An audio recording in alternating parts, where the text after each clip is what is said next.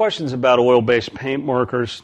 One needs to understand that paint markers come in a solvent-based, basically an oil-based, enamel-based, an acrylic-based, and best way for paint markers. And they all have the same characteristics. The thing with the oil-based, you have durability, but you have the solvent that needs to be cleaned up with paint thinner. It's more of a professional nature. It's a higher grade marker. It's not really recommended for children or anywhere where health and safety is of a major concern.